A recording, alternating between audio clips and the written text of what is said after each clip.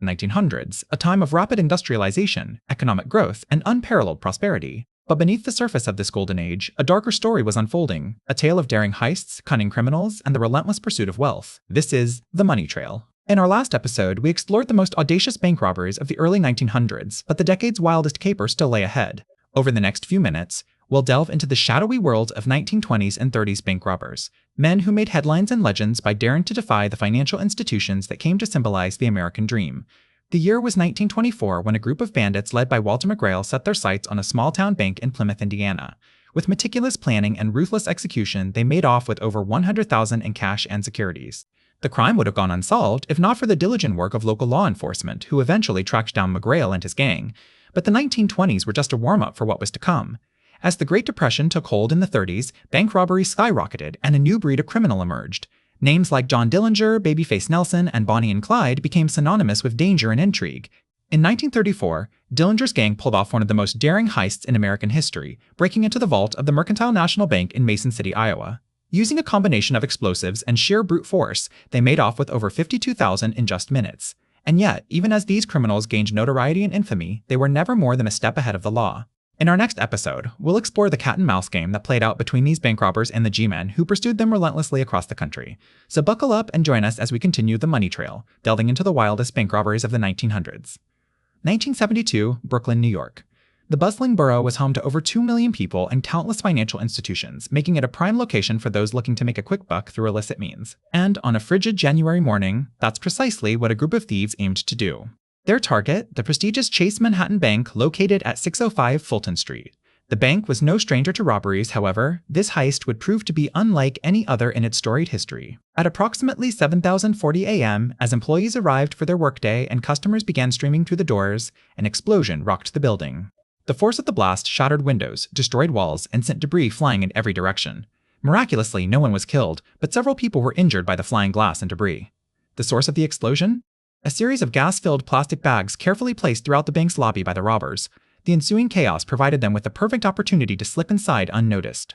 Once inside, the criminals made their way to the vault, where they used a combination of explosives and sheer brute force to gain entry. When all was said and done, they'd managed to make off with an estimated $300,000 in cash and valuables, a staggering sum at the time. But their victory would be short-lived. Law enforcement quickly descended upon the scene, launching a massive manhunt for those responsible. The FBI, NYPD, and other agencies worked tirelessly to follow the money trail, piecing together clues and interviewing witnesses in an attempt to identify the culprits behind this daring heist.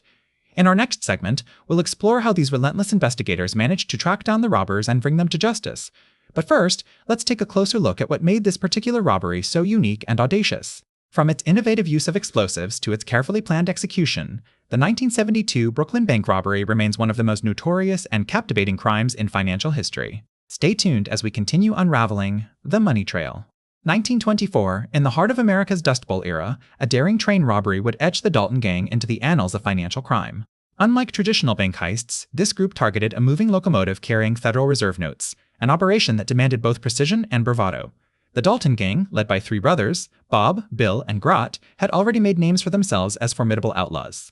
However, their attempted train robbery in 1924 would be their most ambitious plan yet. The target, a mail car attached to a Missouri-Kansas-Texas railroad train bound for Dallas, rumored to contain over $1 million in freshly printed Federal Reserve notes. To pull off such a feat, the Daltons devised an intricate scheme. They planned to detonate dynamite under the tracks, force the train to derail, and then loot the mail car while it was disabled. On July 15, 1924, they executed their plan near Rains, Illinois. Despite their careful preparations, things did not go as smoothly as hoped. The explosion caused minimal damage, and the train managed to slow down but didn't derail. Realizing their initial strategy had failed, the Daltons resorted to shooting at the mail car door in hopes of opening it. But this only alerted the train crew, who quickly notified authorities. By the time law enforcement arrived, the Daltons had fled the scene, leaving behind several unexploded dynamite sticks and their getaway vehicle. Although they managed to escape with a mere $20,000 from the botched heist, the incident solidified their status as audacious criminals willing to risk everything for a substantial payday. The ill-fated train robbery marked one of the last major capers of the Dalton gang. Within months, all three brothers were captured or killed, bringing an end to their reign of terror. Yet, their legacy lived on, inspiring future generations of bank robbers and reminding us of the captivating allure of hidden financial history. 1950, Boston, Massachusetts. A seemingly ordinary day turned extraordinary when a Brinks armored car pulled up to the curb outside of the city's main post office. Little did anyone know, this would become the site of one of the most sensational bank robberies in American history. 11 men, dressed as common laborers, approached the vehicle with an air of nonchalance. In a matter of minutes, they stole $27 million, equivalent to about $30 million today, and vanished without a trace, leaving behind only a few empty boxes and the haunting echoes of their daring heist. The masterminds behind this operation were Joseph Big Joe O'Keefe, Anthony Pino, and their gang of seasoned criminals, all with extensive records and an unyielding desire for wealth. For 16 years, they meticulously planned their attack on Brinks, gathering blueprints, studying employee schedules, and even renting the apartment across from the post office to monitor the daily routine of the armored car. Their patience paid off when, on January 17, 1950, they executed their plan flawlessly. In a coordinated strike, the robbers overpowered the two Brinks guards, loaded the money into waiting trucks, and disappeared before authorities could respond. Despite the meticulous planning, the gang soon fell apart due to greed and suspicion. Over the course of a decade, all members were either arrested or killed in shootouts with law enforcement. In 1960, O'Keefe and Pino were finally captured, bringing an end to this era-defining crime spree. The Brinks robbery not only remains one of the largest unresolved cash thefts in the United States, but also serves as a testament to the allure of hidden financial history. It reminds us that beneath the surface of seemingly mundane transactions, there lies an intriguing web of secrets and scandals waiting to be uncovered by those who dare to dig deeper. 1972, Los Angeles. While the city was buzzing with the upcoming Olympic Games, another kind of event was about to take place, one that would go down in history as one of the most daring and audacious bank heists ever committed.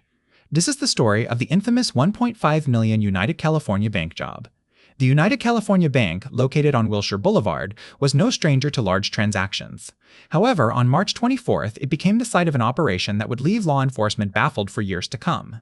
A group of thieves, led by Emile Dincio, a notorious bank robber from Ohio, had meticulously planned their next move. Using insider information, they knew that the bank's vault contained a substantial amount of untraceable cash, which was about to be shipped out for reissuing as new bills.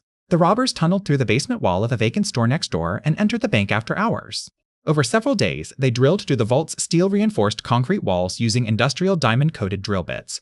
Once inside, they discovered a treasure trove of cash, a staggering $1.5 million in unmarked, sequentially numbered bills.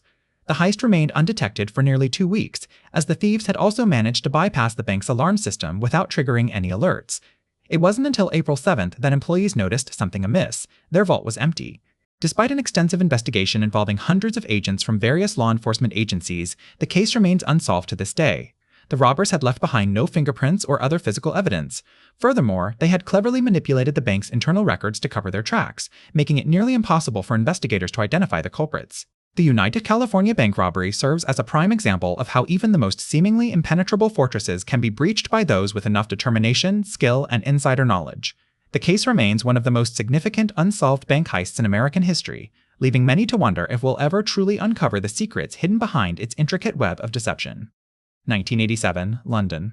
A seemingly ordinary summer's day would soon turn into a frenzy of activity for the city's Metropolitan Police Service. Unbeknownst to them, they were about to embark on one of the most significant investigations in British criminal history, the Knightsbridge Safe Deposit Centre robbery. The target?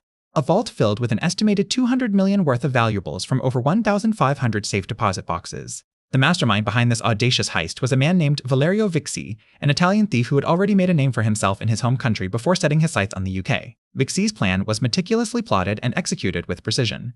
He posed as a potential customer interested in renting a safe deposit box, using this opportunity to survey the premises and identify weaknesses in their security measures. Once satisfied that he had gathered enough information, Vixi assembled a team of 5 other criminals, all of whom were experienced professionals in their own right.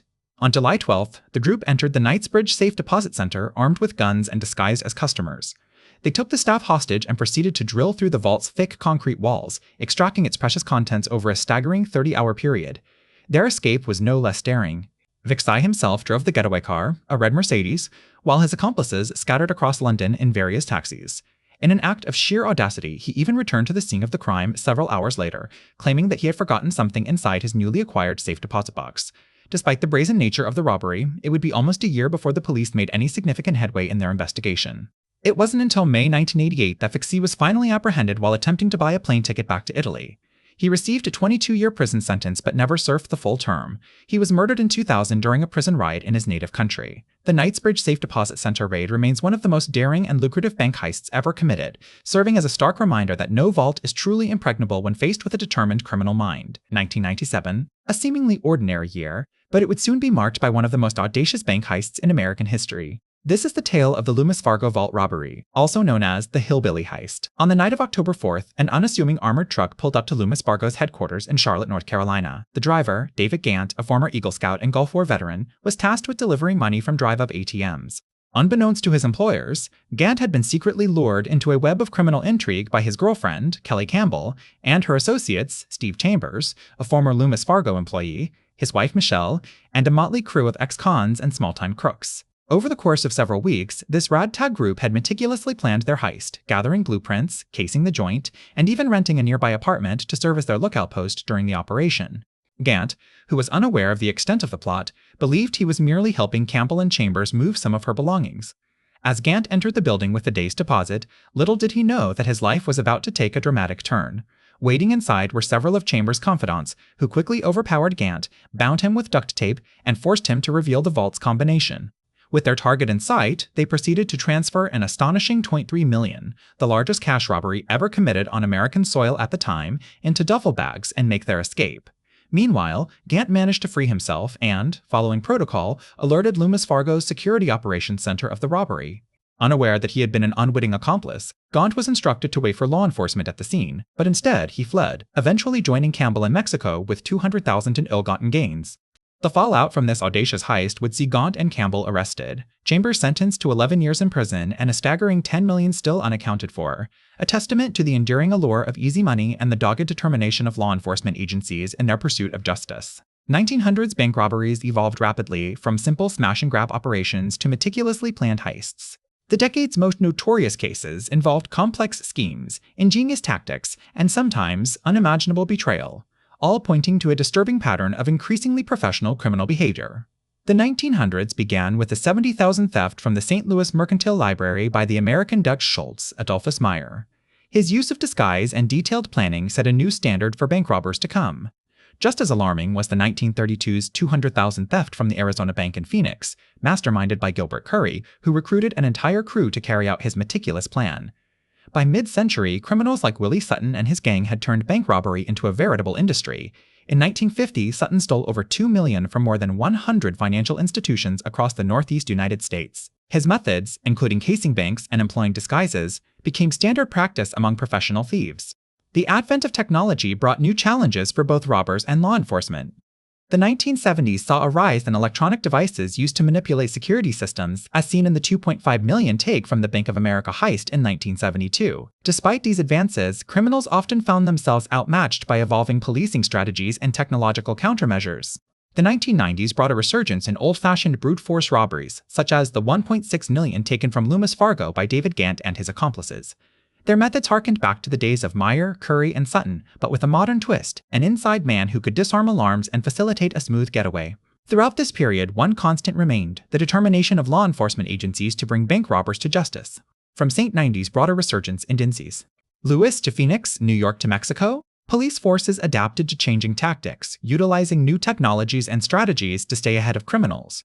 In doing so, they protected not only money, but also the trust that underpins our financial systems. As we reflect on these wild bank robberies, several truths emerge. Criminals will always seek easy money, pushing themselves to greater lengths in their quest for wealth. However, history shows us that no matter how sophisticated or cunning, they can never outrun the long arm of the law. And thus, the game of cat and mouse continues, shaping both financial history and the ongoing pursuit of justice.